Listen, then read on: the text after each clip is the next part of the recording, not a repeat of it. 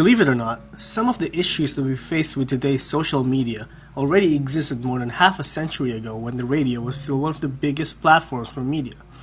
Not the small problems either, I'm talking about big picture problems like privacy, control of information, and ownership. So, how did ownership become a problem for radio? Well, it's simple money.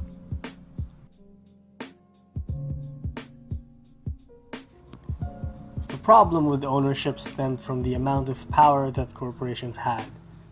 These massive corporations funded radio stations, and that meant that they had quite a bit of clout and influence on what went on the airwaves. That doesn't sound like unbiased media production, doesn't it? Although this was an exciting new medium, problems quickly arose regarding over-relaxed broadcasting regulations, as well as the management of stations and informational censorship. As the coordination of broadcasting schedules was very casual, it not only created much interference in sound quality, but also tension between the broadcasters. As a result of these stationary overlaps, some regulations were implemented in hopes of hindering the interference and static within frequencies. Although at first this seemed like a positive change in the evolution of the radio, in reality, the regulation of the radio frequency spectrum was designed to privilege large broadcasting corporations rather than the amateur producers. Prior to large-scale companies monopolizing the waves, information was not censored and freely flowed.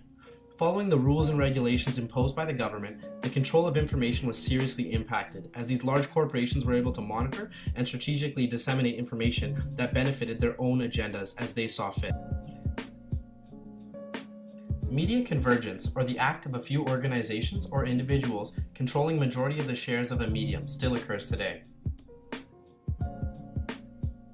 As a matter of fact, the Walt Disney Company, 21st Century Fox, and Time Warner are three of the largest media conglomerates in the United States as of 2015.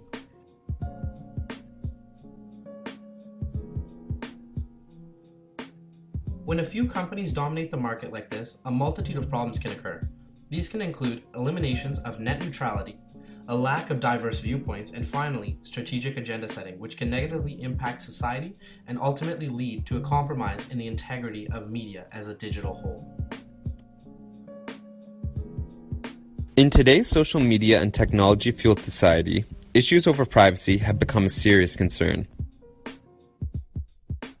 While radio seems generally more secure, potential issues still did exist. These arose during World War II, when radio frequency identification started to be developed. Otherwise known as RFID, this technology used radio waves to uniquely identify an object or person. While first developed for military purposes, concerns arose as the potential for mass surveillance became clear. This technology is still widely used today.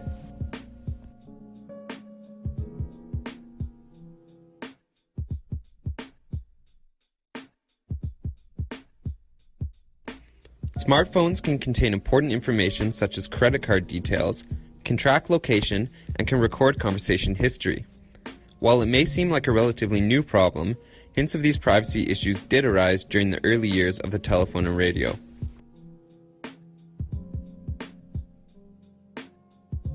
The telephone was invented in 1876, and by 1878 the first commercial switchboards were introduced. These used party line systems, which involved the use of shared circuits by multiple telephone service subscribers. Anyone sharing a party line had the ability to eavesdrop on other conversations. It's not all bad, however. Both radio and telephone ultimately influence some of the properties of social media today. Also, the two platforms contributed to communications by improving interactivity, sociality, and multimediality.